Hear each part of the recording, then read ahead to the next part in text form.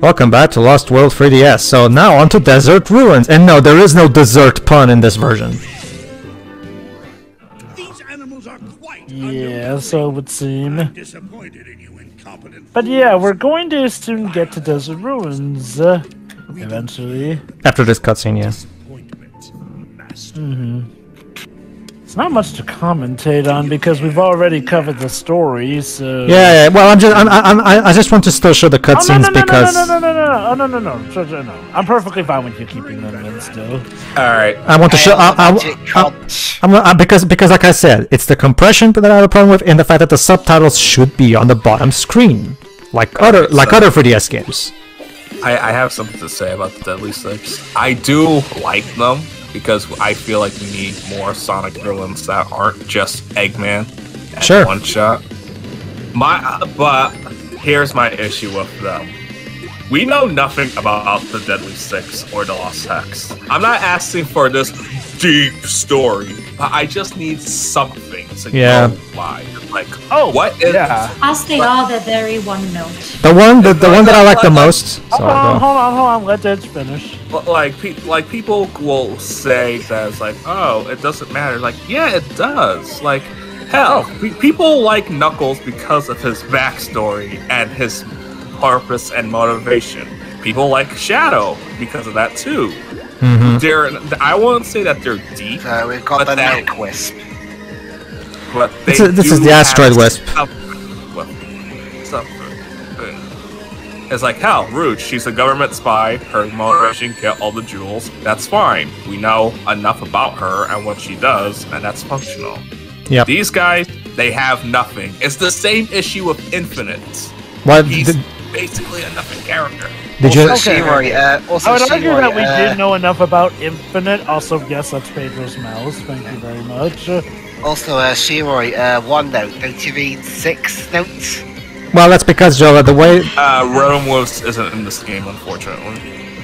That's because, Joe, but the way Citra works is your mouse cursor is your touch screen. Oh, of course. It's just like, I'm surprised that it still shows the mouse icon on there. Well, I want to show... I recorded stuff with this Mumi, they don't show my mouse. No, I'm not recording with this Mumi, I'm recording with GeForce Experience. Well, I still want to show the cursor anyway, because any kind of input that I do, I want you guys to see it so you can see what I'm doing. Of course. Oh, no problem with that. Oh, so GeForce Experience, that's what my new gaming laptop has. I've been meaning to try that out. Just open it up. Well, look at it. I'm using it for this, if you want to see it. There you go. Yeah, no lag either, at least, you know, from the... Oh, no, the recording. No, the laptop records just fine. Pedro, you need to use Asteroid to make I know. He wants us to be a daredevil. I was trying to see if I could make the jump. That's okay. I can just start over. A valiant effort. But anyway, I totally get... Go on. I totally get what you mean about the Deadly Six Deads. Like, I like them too, but man, they needed to do better with them, especially with how much they were hyping them up. Like, so yeah, they're introduced to be this big deal. We get that they're otherworldly creatures from Lost Hex, and that's more or less it. Like, I do want to see more done with them. See if maybe there's more of them out here and there, or you know, do more with them. Anyway, I do like Zavok's boss theme in Forces, but that's about it. It was interesting about the 3DS version of the game. Yes, go on. The director of it was Takao Hirabayashi, who directed Sonic Colors DS and also was the lead designer of the SD version of Sonic Unleashed. What the hell happened then? Because those games are fine. But whatever. I guess whatever. The point is, it's not going 3D or something, I don't know. Well, Sonic Unleashed was 3D technically. I mean, yeah, it's nowhere near as 3-dimensional as this game is, but still. Anyway. And hell, I'll give back game this, like I mentioned in our commentary of Unleashed. The SD version does do a good number of things better than its HD counterpart. To a point where I have always said Sonic Unleashed should have been a fusion of elements from the two. Yeah, just like my opinion on both cuts of Justice League. Okay, so Desert Ruins. Mostly it involves this first zone. Yeah, they call it zones instead of acts, but it's acts. This first act mostly involves jumps with the asteroid wisp, basically. And that's basically it, really. Just keep going and use the asteroid wisp whenever the game requires you to, basically. This is the problem. This is the point where I start to really take an issue with the level design, because the level design, starting with this one, starts to get more blocky and there's way less loop-de-loops. There's going to be some later on in World 5 and even on World 4, for as terrible as that world is. But yeah, don't expect the same frequency of loop-de-loops and slopes that that we saw in Windy Hill. Not really. I'd argue you're still able to keep the pace good with this level. Like, I never got to a point where I found myself stopping as much as I do with future levels, so I'd argue that this level is still fine, especially if you do know how to use the asteroid wisp very well to good effect to keep that momentum going throughout. Well, Shiro, are the wisps more situational now than optional? I'd argue that they can still be used for good, and okay, they don't feel situational in a way that it hurts the game, if that's what you're wondering. They feel situational.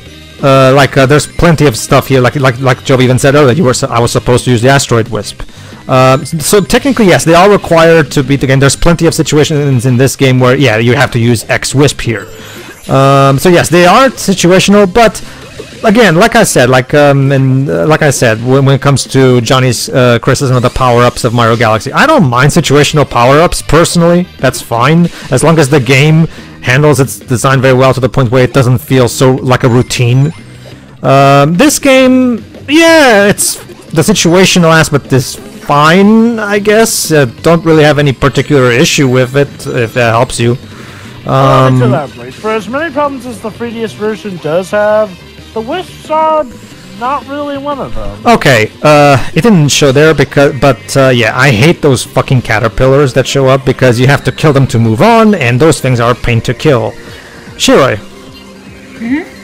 since you said that you disagreed about the game still being good in this zone, what do you have to say about this one?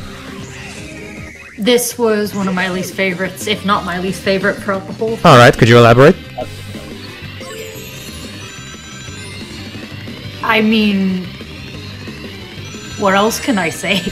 Well, I mean, I do need a bit of a reason, because so far it doesn't feel all that different from the previous world. It's just, the asteroid. Well, how about this then? It was just so stiff. Okay, how about this? Well, okay. Here, I'll help you, Shiroi. One problem that this game has is that the controls feel very loose. And it's going to become an even bigger problem in the ice level because ice physics come into the picture. The problem with this particular level for me is the caterpillars that we have to kill, because you have to first hit them once. So that, I mean the sandworms. Or sandworms, whatever they're called. The point is that you have to first hit them in the head, then they rise up a bit, and then you have to hit them in the belly, I think. And you have to use the multi-reticle homing attack to properly kill them. Here's the problem. Once again, the multi-reticle homing attack doesn't work as well as it does in the Wii U version. As a result, it can be very frustrating when you're fighting these things. Also, oh, never mind. No, go ahead.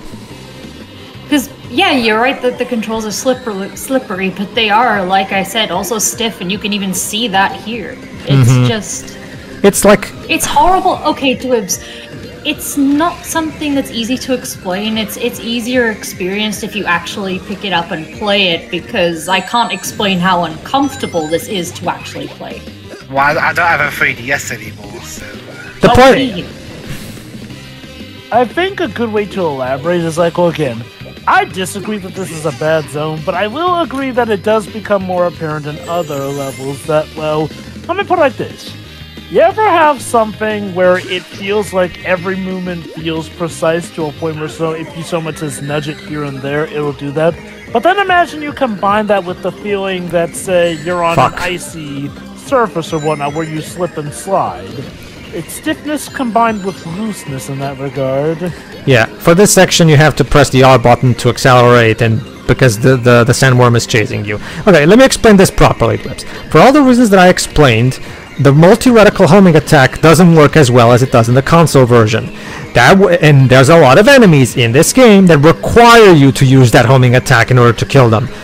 Meaning every time that happens, it's a hassle because you're basically fighting the game, because the way you accumulate reticles in the homing attack in this version, instead of holding the A button like in the Wii U version, is you jump over and over, and it doesn't work nearly as well. Like, why not just hold the A button like in the Wii U version? Go on. Also, Dwibs, here's something else as well for further clarification.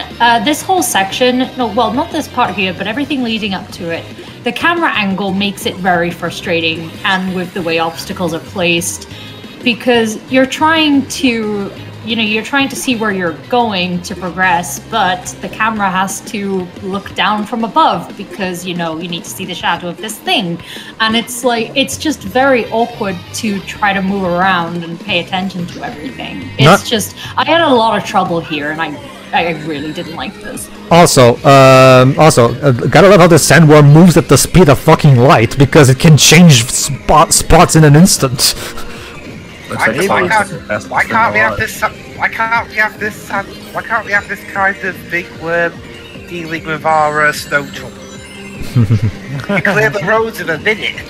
Maybe it's a sandworm mafia who are all working together. And come on. Maybe it just has multiple heads. Basically, you have to increase the ring of the asteroid enough so you can destroy it. There you go. Ta-da! Yeah, but seriously, it looks like the knack wisp. And I'm trying to jump in it, but the problem is when you're asteroid, you're always moving forward. There you go. There we go. All right, done. And then the goal flies away from you. One thing I will definitely. Sure, why not? Let's go. Hey, you got a cheat to help you. And this time, I'm gonna try it legit. Oh. Now let's see some of the new stuff they added at this point. First, you start at 27 seconds. Ouch. But it's meaning you have to make sure you hold straight, and there you go. And you have to get those yellow blocks that give you more time. Problem is, once again. Wait, there's blocks that can reduce time as well. Yes, because this game hates you. Anyway, the point is, now they introduce electric walls that hurt you and immobilize you for a bit, making you waste time. Great! That's exactly what I wanted. The ball. I know, but that's the thing, Jova. You know how troublesome it is to go back and get it. He's trying his best, okay? Well, sometimes your best just isn't enough, okay? And this is where I restart, or Wait, don't quit already! Oh, never mind, he's just restarting. Okay, good man. Let's try this again. I'll try one more time, but that's it. Well, Jova, for reasons that are pretty obvious, I have a low tolerance to these special stages. So I was okay. You know what? As somebody who did get all 7 Chaos Emeralds in this game, I absolutely understand. Because here's the thing. I mean, at least in Sonic Heroes special stages, you're going forward in a confined area, just trying to catch up with the emeralds. The problem with the special stages in Heroes, the only issue with that was how it the controls. was going all over the place, which is something that Generations 3DS rectified. Whereas this, you just awkwardly flying around like a lost spaceship. Let me explain. See, the thing is, every time I miss something, I have to go back and get it. Meaning, I have to spin even more to manage to get it. And again, you also have to understand. Unlike other games like, say, Dream Team or something, the gyro controls in this game don't work properly. A lot of times the game, in order to turn left, you have to turn all the way 360 degrees to the right in order to do it. Again, it's hard to explain. But, basically let's just start over with the cheat, because fuck this thing. But anyway, see, a lot of when the special stage starts, it starts out fine. You tilt left to go left, you tilt right to go right. Simple, right? But as the stage goes on, you can't turn left by just turning left. You have to instead turn right and make a 360 degrees turn. And I don't understand what the fuck they were thinking when they made this. Don't you see? It makes you feel like you're truly flying through the air. Ow. I don't want to feel like that. Sorry, I've forgotten if you mentioned it before. How do you get the Chaos Emeralds with the Wii U version? There are no Chaos Emeralds. There are no special stages. That's what I should say. Yeah. You just collect all the red rings, and that's in every stage. Mm-hmm. You get an emerald by collecting the red rings per world. Mm-hmm. Anyway, yeah, no, to answer your question, Dej, part of the reason I did get all the Chaos Emeralds in this game was because this is back when I had just recently gotten a 3DS, and this was like one of the only 3DS games I had, so... And given how, money was not exactly something that easily comes to a college student, there wasn't much else I could do, now was there? Okay, this stage. I mean, you could have just been like, no. Okay, this stage. Much else to play. This stage is fine on its own. My problem with it is that it feels much more. It doesn't feel very Sonic-y in the sense that there's a lot of button pushing. There's a lot of getting these round enemies to press on the button so that I can jump onto the blocks. It's like, again, Sonic is the anti. Okay, for the sake of not using a cliche term, Sonic is supposed to be the anti-platformer. He's supposed to, and I don't. So I feel like this level design is a bit too traditional for a Sonic game. Okay, wait. Actually, have you played Sonic 1? Yes, I have, and guess what? That's yes, and guess what? That's regarded as the worst of the classics for a reason. In a world where CD exists, that's saying something. It's like Sonic was marketed as to be the meant to be more than your typical run-of-the-mill platformer, but the thing is, that was only for Green Hill. The rest of the game is basically your run-of-the-mill platformer. Oh, trust me, Dej. I also have my issues with Sonic CD's level. It's like Taxman said. He loves the aesthetics and overall style of CD, but he prefers the level design of Sonic 3 NK, as do I, which is why Mania basically has all the cool aesthetics of Sonic CD combined with the Sonic 3 NK level design philosophy. Basically, I thought CD was his favorite Sonic game, though. Well, that's not what he said in an interview I read, but whatever. The point is, he said he prefers the Sonic 3 NK level design. I do remember that at least. But anyway. See, he says that, but then he puts Metallic Madness in there. Well, but the level design of Metallic Madness in Mania is much better than the level design that's in the original game. I didn't like it in CD, and I don't like it in Mania either. I'll argue the level design in Mania's Metallic Madness is way better, to be honest with you. Oh, it is better, but then they kept the bullshit enemies that were from that stage, and I don't like any of those. Why is Shira the funniest one when it comes to snark? Sorry. Dimping. Anyway. No, this isn't stupid. It's actually hilarious because she's normally the quiet one. Because she actually has a history of this game. So, anyway. We all do. Well, okay, to be fair, all of us except Wibbs have. Well, no, I've never played this. Yeah, Deji never played really? this. I thought you had. Don't worry, you're not missing anything. Yeah, I've seen enough to be like, yeah, Oh, actually, in hindsight, I remember when I was at GameStop to buy the Wii U version. I saw this parent buying the 3DS version for her son, and this was in 2015. I could have said, no, don't. But I was like, it's not my business. Anyway. It's not like that kid's gonna grow up to become a supervillain that dooms us all because of it.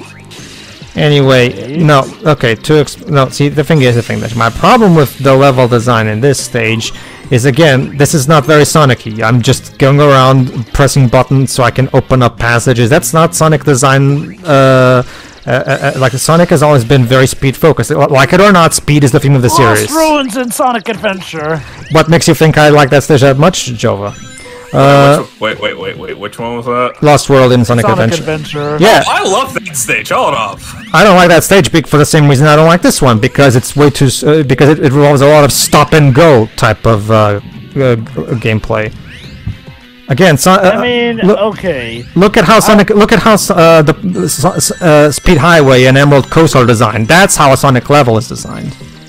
Go on. Okay, I'll just say this: saying that this isn't Sonic though is a bit weird because Sonic's done a lot of stuff. Like, so I'm not sure. I'm not sure that this is completely not Sonic in that regard. I guess it's just not your preference of Sonic in that regard. Well, Sonic is at its best when it's just focusing on speedy gimmicks. Then this speed and platforming. Yeah, speed. A mixture of the two. My problem. Yeah, my problem. This game, this particular level doesn't have that much in terms of speed. So if it's just pure speed and no like smartness with the platforming, then oh no, definitely that's the other. Just a glorified racing game. Well, obviously that's the other extreme. Can we have a middle ground between the two extremes? That's what I'm asking for. Yeah, no doubt. That's something I wish people could understand. It's like, guys, you can have a mixture of the two. Yeah, it's the reason why I don't really like the boost formula because it really Wait, the flame shield doesn't protect you from fire. Yeah, notice that the flame. I had the flame shield on, and then I got hurt by flames. Then what the fuck was that? No, wait. What's the point? No. You know what's interesting, Dej? There are other flames in the game that the fire shield protects you against, meaning the elemental shield power-ups in this game are inconsistent. They only work they only code according to the specific answers that the developers designed for you. I'm wondering, was it because you touched the enemy maybe instead of the flames? No. I was. I touched the flame. I was curled up as a ball, so no, I should have been fine. I don't understand either. Like, to be honest with you, Dej, sorry. That is weird. Well, this game. Jova, this game overall has a lot of issues. I mean, are you really that surprised? I guess that's one way to call this game is weird, among many Sonic Weird Worlds. Many other things. You know, I was saying it's a real shit. I said months ago in my Lost World commentary, go figure, that I wish that Dimps came back to make another Sonic game, but maybe it's for the best they don't. Like, okay, here's the thing. Because what I've understand, after this, Dimps have at least made decent games. They're still working on Xenoverse to this day. Xenoverse 2 specifically. Wait, Sonic Heroes? Yeah. Yes, Twibs. There's no invincibility theme for this game. They just reused the Sonic Heroes invincibility theme. Yeah, Shira's favorite Sonic game. Actually, Pedro, it's not my favorite Sonic game. Actually, Pedro, Sonic Heroes use a different invincibility theme. It's basically a remix of the ones from SA1 and 2. They just reused the part of these of Sonic Heroes' main theme. Oh yeah, you're right. Actually, now that I think about it, you're right. But well, the point is, they reused the track from Sonic Heroes. I don't understand why, but like. I mean, it's a good song, so. I mean, it's a good song, but didn't you have time to come up with this game's own original invincibility theme? So it's like 06 only. Anyway, Sonic 06 used the invincibility theme for the speed shoes. Wait, what does this have to do with 06 with using the Heroes theme? No, what I mean is they just reused another song instead of making their own invincibility theme in this game, like 06 did. What he means? The invincibility theme is like a variation of what he means, Job, is that Sonic 06's invincibility theme is reused for the speed shoes as well, instead of having a dedicated speed shoes theme. That's what he means. Although, to give credit, like Shuri said, this is a variation, so it's not a lazy reusing like 06. Sure. Anyway. Also, my favorite Sonic game might be 2. Sure. Anyway, my favorite Sonic game to this day is still Sonic 3NK. I love Mania, but Mania doesn't have the cool story. Anyway, let's keep going. Mania had a plot? Oh, well, a story. Well, no. Mania does have a story, but I'll admit I prefer Sonic 3 and Knuckles' more. I will also say this, I do still prefer the special stages for Chaos Emeralds in Sonic 3 and Knuckles over the special stages for Chaos Emeralds in Sonic Mania. Oh, they're the ones in Mania, but sure. No, you're thinking of the blue spheres. The blue spheres in Mania are relegated to bonus stages. What Jova means is the special stages that were entirely original and made for Mania. The ones that aren't done with Sega Saturn graphics. Anyway, because Mania was pretty much a Saturn Sonic game we never got. Yeah, that's what Taxman described it as. Cute. But yeah, Sega markets it as a Genesis game. Yeah, that's one of the things that... I mean, for all intents and purposes, it was still one with the overall classic look. Anyway, this stage is basically a maze of sorts. You have to find your way around the moving sands and try your best to get to the specific switches that will open up the way forward. Again, my problem. I don't like. Same thing with Sonic. We were talking about Sonic CD earlier. This is the main reason why, for the same reason that I don't like Sonic CD's level design. The same thing here. I don't like mazy level designs in my Sonic game. Like it just grinds things to a halt. And I feel like Sonic 3 NK is such a perfect balance. I don't understand why we can't just do that. And it's just like, I don't want to. To me, Sonic levels should never be about where I should go. It should always be about whether or not I have the skill to do so. Sonic CD is like this. It has one of the most baffling level designs I've seen. The game is so spring happy and pad happy. It has a stupid time trial gimmick. It has wacky workbench, but for some reason it's continually one of the best Sonic games. The reason for that, Edge, is because Hirokazu Yasuhara... The anime is all hell. Actually, I was responding to another thing. The reason the level design is like that, Edge, is because neither Yasuhara nor Naka worked on that game. It was Oshima. Yeah, Oshima directed that game. Yeah. I was basically referring to about why people still love it in spite of its issues. It's because its anime is all hell. Like, I know that sounds weird, but are you talking about the opening? Oh no, like I said, not just the opening. The opening. The game as a whole is pretty. The whole vibe of CD. Yeah, the entire CD's aesthetic and music, but overall presentation is good. It's just that the game is not. Mm-hmm. Well, I'd argue. Okay. Even as somebody who really doesn't care for having to get the time stones or doing this or that to get the good ending, I'd say CD is fine enough. I can definitely understand. Like, it's not god-awful or anything. Again, though, if I were to improve it, though, like I'd say, I would have improved the means of getting the good ending, because sometimes those time stones are kind of... I would say that, to me, CD feels like a game that got more praise than it actually did because no one played it, so it was just this like, oh, you see, you just didn't understand. And now because it got re-released and because other games in the series are worse, it's like the Return of the Jedi, where you're not allowed to hate it because the prequels exist. Anyway, I would still argue CD has enough merits to still be considered a good game. But anyway, Pedro, to get back to this game, okay. So the idea now is that now that I've defeated the worm, now I have to go forward, and yeah, as you can see, okay, one thing that you can do if you're good enough, what I just did. If you make good use of momentum in this, see what I mean?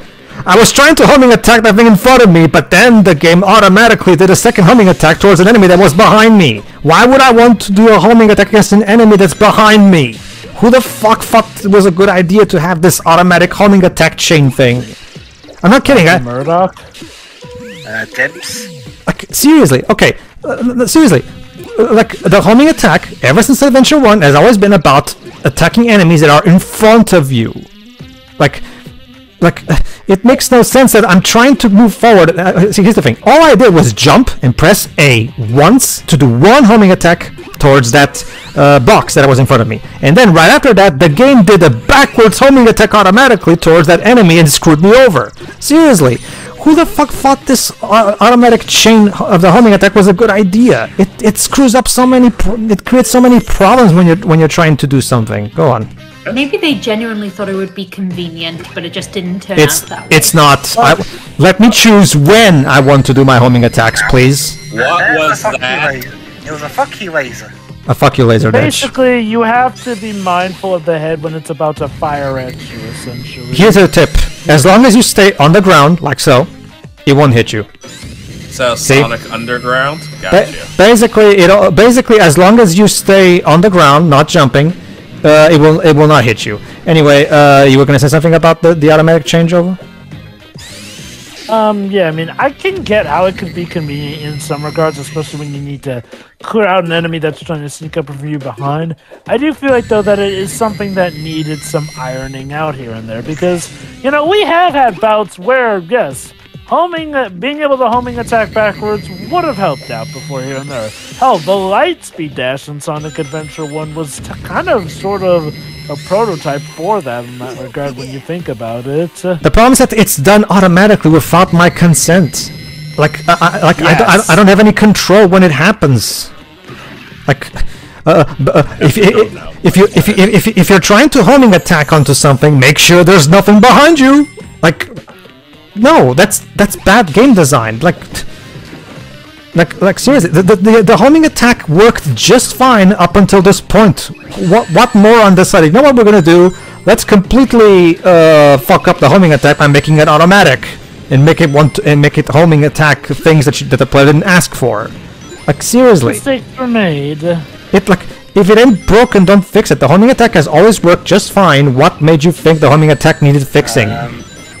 Wasn't there, well, I mean, 06's homing attack wasn't that much. It was not. It was not. Okay, 06 has a lot of problems in itself. Well, yeah, obviously. The 06, it's easier to tell in 06 which things did not have problems rather than tell what things had problems. So, I mean, that's 06. That's the poster boy for bad Sonic games. So, whatever. The point is, but even Sonic 06 didn't try to do this automatic homing attack thing, and I don't understand what's the point. Because all it... it kind of did, just that you were doing the work yourself here. In the sense that, well, the homing attack, while automatic, could, for some ungodly reason, lock you onto the wrong things at times. I forget which playthrough was it, but remember, you could apparently homing attack certain things that didn't make any sense to be able to homing attack in that game. I guess. Regardless, though, again, this whole... I just don't understand the mentality behind this. Okay, if you want to have if you want a homing attack... Okay, homing attack... If I want to do a homing attack chain, I'll just press A again, like I've been doing since 1999. Like, hey, remember during the Unleashed era where they thought, you know, you wouldn't actually want to just press X twice when doing it. No, you want to press square. Yeah, it comes across as just like it comes across as just like it's not even any kind of attempt at changing anything up. No, it's just a random change of input that makes no sense, and it's just put in there for the hell of it. There's no reason for it. The Wii U version legit handled this better. Well, the Wii U version doesn't have automatic homing chains, so that's fine. Like, the homing attack in the Wii U version works exactly like you'd expect, like it has been since 1999. Again, it technically does have automatic homing chains, but they're ones that you get to set up manually, if that makes sense. Like, as in, like, well, you set up the target reticles, and then Sonic automatically does it. Well, that's the thing, Jova. This one doesn't even have that. This one just does it for me without my consent. That's my problem. Yes, and there's the problem. It's just, I don't understand. Okay, Dwebs, question. Yeah. Let me put this in the way that I think you'll understand. Imagine you're playing. Okay, what's the 3D Sonic game that you've played the most? Heroes. Heroes. Okay. Let's say you're playing Heroes, right? Okay. Imagine you homing attack. You have an enemy in front of you that you want to homing attack, right? Just a bit sideways, like about a meter to the right, there's also an enemy who's right above a bottomless pit. Imagine, oh, and you're like, okay, I'm going to try to homing attack this enemy that's right in front of me, and I'm going to ignore the enemy that's right above the bottomless pit so that I don't die. Imagine if right after you homing attack the enemy in front of you, the Sonic will then automatically homing attack that enemy that's to the right, and then get you killed because of it. That would really screw up Railcat. Dwibs, welcome to the homing attacks of Sonic Lost World for the S. That would fuck up Railcat. Yeah, that's what they do here, Dwibs. That's what they do here, Dwibs. And I don't understand why. Go on. Oh, speaking of mazes, wait, for a moment it looked like you were actually going to do this one legit here, because Stage 6 is actually a maze itself. There's still a challenge, you have to get the emerald quick. We'll try out Special Stage 7 legit later. No, but now I'm taking a break from the special stages because I can't stand these special stages. The special stages are just No one blames you. They are a seriously interesting bout of just... What on earth were you thinking, dear God Mary? Whoever... Hold on. I want to comment on something about this. There's one particular thing that I didn't mention in our Wii U playthrough that I would like to correct here. Is it in this one? Or is it later? Oh, no, it's later. Okay, never mind. It's the cutscene after this, I think. Write it down, just in case you forget. Don't worry. I'm fine. I'll remember.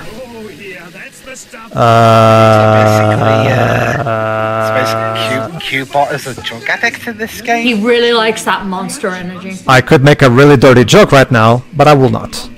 Do the do! Hey guys, that Nickelodeon slime, eh? Come on, that was on by Fix. I always wondered how that tasted like. We don't want to destroy it. Did you ever go to the Nickelodeon hotel that would damage you with slime? Or so they who said advertised. That? Anyway. Who said speak for yourself back there? Yeah, exactly. Alright, and we also unlocked the Special Stage 6 versus mode. Okay. Oh boy, yeah. Let's play Pally if you want red. What's better than getting sick to the point of puking? Getting sick to the point of puking with a friend. Okay. I know I said that I do like doing versus mode, but that was specifically for regular levels in that regard here and there. When it comes to versus mode and special stages, though, can you imagine doing the spins, the tilts, everything, but against another one to see who can clear a special stage first, Shiroi? Actually, Sonic had a point there. Talking with your mouth full is really rude, and not to mention you'll get everywhere. Okay, so here's how the boss. Here's how Zomom's boss battle works. He's on top of that, whatever it is, and you have to hit it in, and you have to hit it in the butt. That's basically it. Yeah, that's basically. Zomom. Patrick Stace. Patrick Size. Frankie from One Piece. Dio. And the voice of and the voice of Scorpion before Mortal Kombat 11. He's also the current voice of Zavok. Forget if he was also the voice of Papa Nier. No. Papa Nier was Liam O'Brien, Jova. Oh. Wait, no, wait. I thought Liam O'Brien was, Oh, never mind, you're right. Oh, God, these grimoire fights. Never mind. Ugh. You're right, you're right. I forgot who voices Papa Nier. Whatever, Papa Nier is not canon anymore anyway. It was Jameson Price. No, actually, yeah, Jameson Price, of course, because yes, he plays that character in Ace Attorney 6, which don't spoil for Dwibs here. Wait, Dwibs has seen the end. No, to be fair, Taylor's even told me privately, like, he's perfectly fine with Nier Replicant version 1 point whatever, properly returning things to the original vision, because trust me, Jova, when we do that playthrough, the storyline makes a lot more sense with Brother Nier than it does with Papa Nier. You can tell that the Papa Nier thing was a last-minute change to accommodate for Western audience tastes, because remember, that was back in the day where Japanese companies were under the impression that they knew what those Westerners liked. So Bomberman Act Zero. Yeah, exactly. And by Westerners you mean Americans, right? Basically. Most likely, yeah. Basically, Jova, Bomberman Act Zero, and Hudson Soft even themselves, they made it with the assuming what Americans would like. Wow, Zomom can fly. Americans won't like. I feel like they're a bit tone deaf with what Americans like. Jova. Well, Deds, the Japanese being tone deaf with what Americans like. Gee. Wow. Then again, for some reason, the reason why Shadow the Hedgehog exists is because they got requested. Yeah. Deds, it's gone on for way longer than that. I point you to Oh Final gosh, Fantasy this cutscene looks somehow a little bit worse than the others. I'm not sure if it's just because we're outside now. Hail the magic conch. That's exactly. But no, seriously, Deds. Japan has been going the bout of, oh no, we know what you Westerners want, long before it even started to become cool. Again, as early as the 80s, well, no, maybe not the 80s, but as early as the 90s, with stuff like Mystic Quest. And the first English dub of Nausicaa. Honestly, I think Western companies are just as bad when it comes to that sort of thing. Oh, they are. Assuming what Japan would like. It's not good either way. It's just for the sake of balance. It's like both are as bad as each other. It's just if you want to know. Can I talk about the game, please? It's them, but go on. Thank you. Yeah. The reason the cutscene is the visual compression artifacts are much more noticeable here, Shiroi, is because, like you said, we're outside, meaning the colors are much brighter, meaning it's much easier to tell. Because when it's darker, it's much easier to hide that. So, Pedro, what you're saying is the colors don't feel so right. If that helps, if that helps you, sure. Also, they Jova. Look so bright, but they don't feel so right. Also, Jova. Could Zomom fly in the Wii U version? I don't think. No. Yes, he could. Yeah, well, yes, he could. He technically. Dad, let me finish. He technically could. It's just that we only see him ever dropping down. Huh.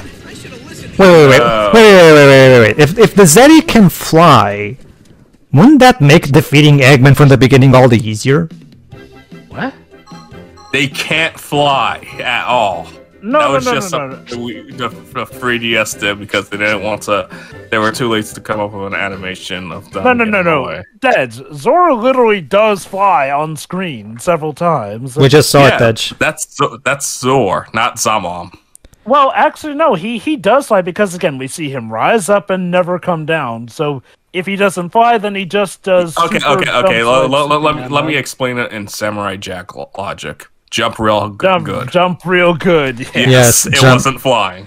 Jump real good, yes. It's not jumping. It's not flying. This is falling with style. Yes. Yeah. All right, and now we've got all of our reference quotas done. Tune in next time where the game shits all over itself in the third world. See you then. See ya.